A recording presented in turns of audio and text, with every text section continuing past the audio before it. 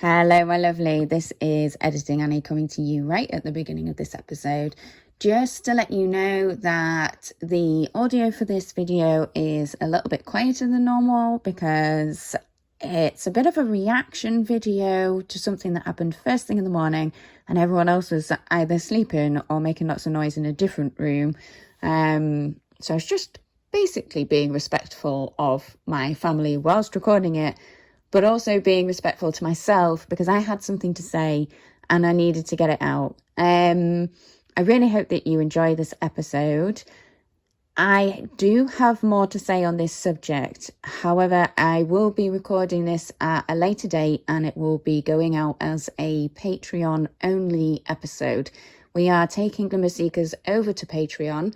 And there will be additional podcast episodes over there that you can only access if you are part of the Patreon community. Anyway, I hope that you enjoy this. I hope you take something from it. And yeah, let's go. Hello, lovely, and welcome to another episode of Glimmer Side Chats with me, Annie Eclectic. In this podcast, it is me being a chatty cat, and I think we all know I'm a chatty cat. And I suppose that's potentially kind of what today's subject is about. I have woken up this morning and woefully, sinfully, first thing I've done is take a look at my YouTube Studio app.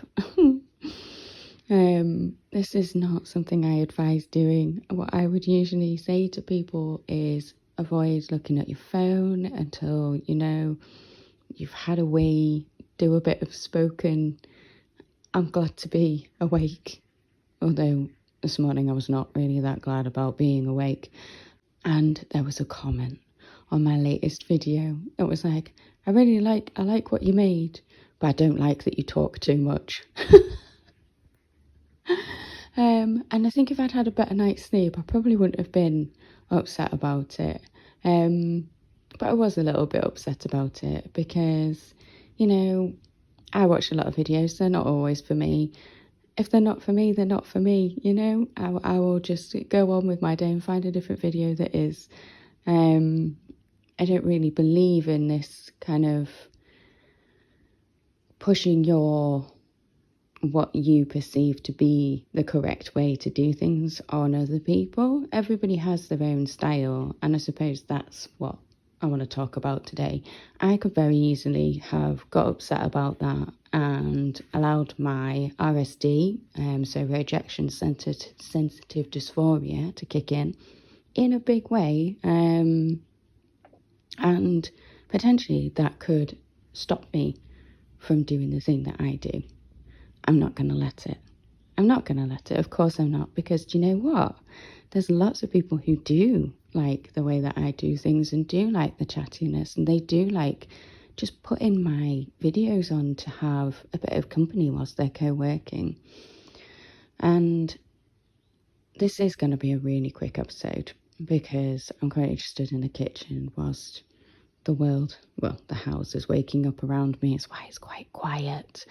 So it might not make its way on, but I feel like I need to speak this.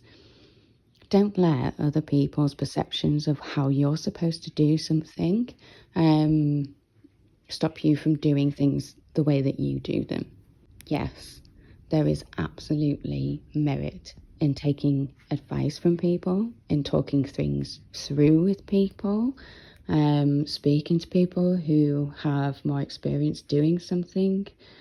But just letting kind of some random person who doesn't like your style dictate the way that you are, no thank you. That's not happening. It's not happening for me, and it's not happening for you. Like, I feel very strongly about this. I have done so much work. Sorry if you can hear the cat. I have done so much work on accepting the fact that I am a talkative person, because I was told a lot as a young person that I talk too much, that I'm annoying, that I should be quiet, that I just stop talking, stop being stop existing the way that you want to exist. I'm not having it anymore. It's not happening. And obviously I left an incredibly nice reply that was just like, I'm really glad that you liked the thing that we made. Unfortunately, I'm not going to be changing my style, and not everybody is for everyone, and I really hope you have a good day. And I hope that she takes that in the genuine way that I mean it. I'm not being sarcastic. I genuinely mean that. I know that I'm not for everyone, and that's fine, because not everyone is for me. And you know what? If everyone was for everyone, could you imagine how overwhelming that would be? It's bad enough, like, how overwhelming it can be when with just the people that are for you. It's pretty crazy, isn't it?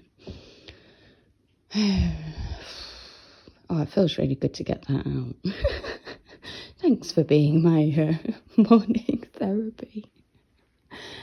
But if you find that this happens to you, then please just don't let it stop you from being you. Don't let it stop you from putting out what you want to put out that you know is true to your style and is true to you, and that your fans and the people who support you and your tribe enjoy. Because if you start catering for people who aren't the people who have been supporting you, then the people who have been supporting you are going to feel a bit upset.